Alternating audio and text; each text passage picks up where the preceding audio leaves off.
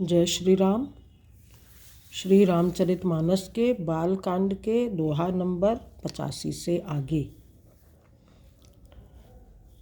यहाँ पर ये वर्णन कहा गया है कि जब कामदेव को भेजा गया कि जाओ शिव जी के मन में क्षोभ पैदा करो, तो वो आए और उन्होंने अपना प्रभाव सब प्रकृति पर, जड़ चेतन वस्तुओं पे डाल दिया।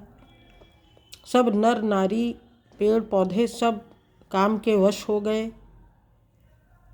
और उसके बाद फिर शंभु की समाधि टूटी और उन्होंने कामदेव को वहीं भस्म कर दिया, क्योंकि उन्होंने उनकी समाधि में विघ्न डाला था।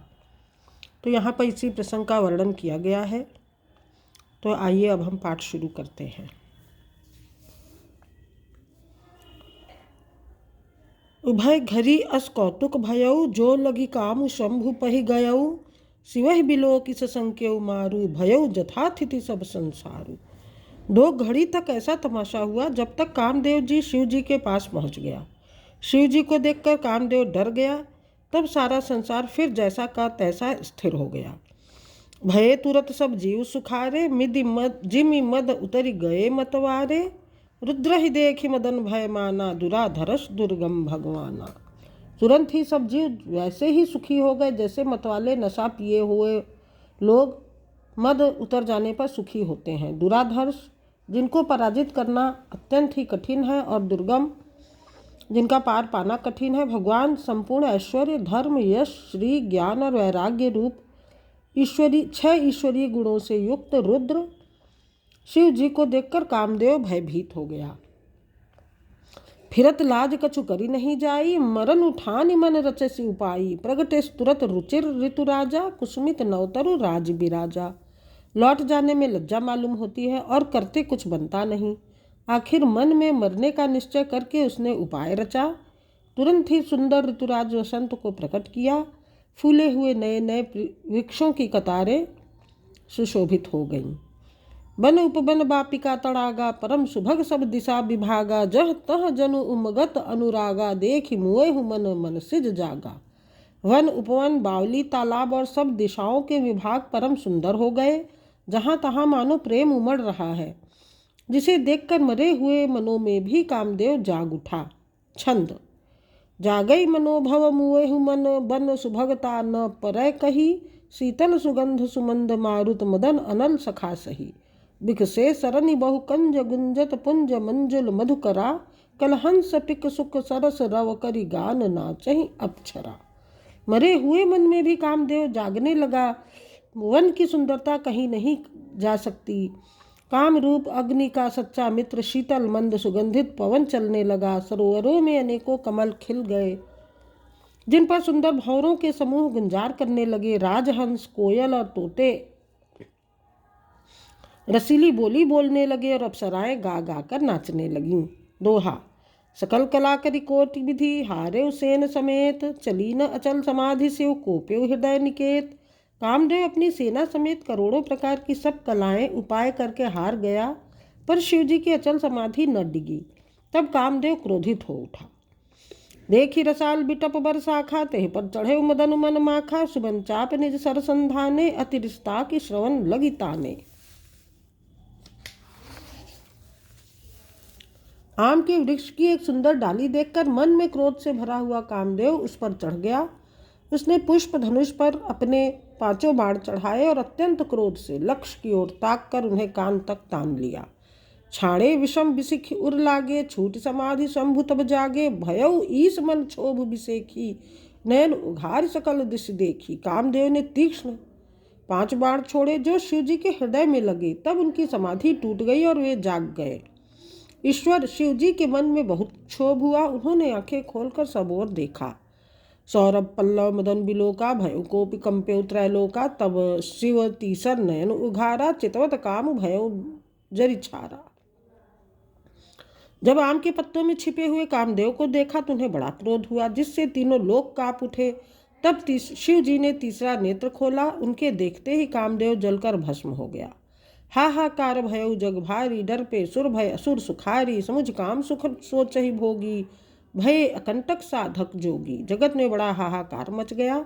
देवता डर गए, दैत्य सुखी हुए, भोगी लोग काम सुख को याद करके चिंता करने लगे और साधक योगी निष्कंटक हो गए। छंद। जोगी अकंटक भये पति गति सुरत रति मूर्छित भई। रोदति बदति बहु भांति करुणा करति शंकर पही गई। अति प्रेम करि बिनती विविध विधि जोरि कर सन्मुख रही। प्रभु आशुतोष कृपाल शिव अबला निरखि बोले सही। योगी निष्कंटक हो गए। कामदेव की स्त्री रति अपने पति की यह दशा सुनते ही मूर्छित हो गई। रोती चिल्लाती और भांति भांति से करुणा करती हुई वह शिव जी के पास गई। अत्यंत प्रेम के साथ अनेकों प्रकार से विनती करके हाथ जोड़कर सामने खड़ी हो गई। शीघ्र प्रसन्न होने वाले कृपालु शिव जी अबला असहाय स्त्री को देखकर सुंदर उसको सांत्वना देने वाले वचन बोले। दोहा। अब ते रति तव नाथ कर होइहे नामु अनंगु। बिन बपु व्यापी सबहि पुनि सुनु निज मिलन प्रसंगु। हे रति, अब से तेरे स्वामी का नाम अनंग होगा। वह बिना ही शरीर के सबको व्यापेगा। अब तू अपने पति से मिलने की बात सुन। जब जदुवंश कृष्ण अवतारा होई है हरन महामहि भारा। कृष्ण तनय होई है पति तोरा बचन अन्यथा होई न मोरा। जब पृथ्वी के बड़े भारी भार को उतारने के लिए यदुवंश में श्री कृष्ण का अवतार होगा, तब तेरा पति उनके पुत्र प्रद्युम्न के रूप में उत्पन्न होगा। मेरा यह वचन अन्यथा नहीं होगा। रति गवनी सुनि शंकर बानी कथा अपर अब कहूँ बखानी। देवन समाचार सब पाए ब्रह्मादिक बैकुंठ सिधाए। शिव जी के वचन सुनकर रति चली गई। अब दूसरी कथा बखान कर विस्तार से कहता हूँ। ब्रह्मादि देवताओं ने ये सब समाचार सुने तो वे वैकुंठ को चले। सब सुर विष्णु बिरंची समेता गए। जहाँ शिव कृपा निकेता पृथक पृथक तिन कीन्ही प्रशंसा। भये प्रसन्न चंद्र अवतंसा। फिर वहाँ से विष्णु और ब्रह्मा सहित सब देवता वहाँ गए जहाँ कृपा के धाम शिव जी थे। उन सब ने शिव जी की अलग अलग स्तुति की। तब शशि भूषण शिव जी प्रसन्न हो गए।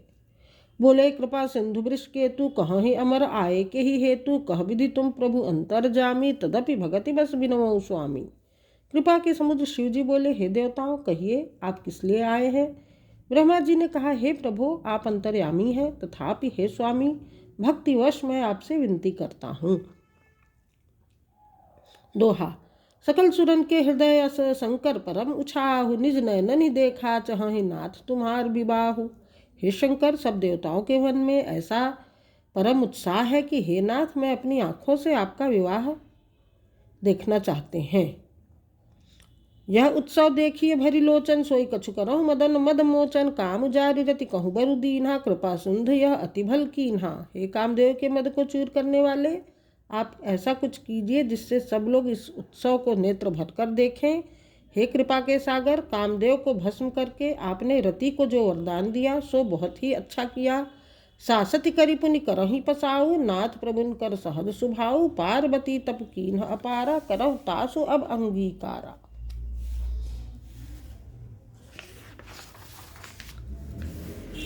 हे नाथ, श्रेष्ठ स्वामियों का यह सहज स्वभाव ही है कि वे पहले दंड देकर फिर कृपा किया करते हैं। पार्वती ने अपार तप किया है, अब उन्हें अंगीकार करें। सुनि विधि विनय समुझ प्रभु बानी। ऐसे को कहा सुख मानी। तब देवन दुंदुभि बजाई। बरस सुमन जय जय सुर साई। ब्रह्मा जी की प्रार्थना सुनकर और प्रभु श्री रामचंद्र जी के वचनों को याद करके शिव जी ने प्रसन्नतापूर्वक कहा, ऐसा ही हो। तब देवताओं ने नगाड़े बजाए और फूलों की वर्षा करके जय हो, देवताओं के स्वामी की जय हो, ऐसा कहने लगे। अवसर जान सप्त ऋषि आए। तुरतय विधि गिरि भवन पठाए। प्रथम गए जह रही भवानी। बोले मधुर बचन छल सानी। उचित अवसर जानकर सप्तर्षि आए। ब्रह्मा जी ने तुरंत ही उन्हें हिमाचल के घर भेज दिया।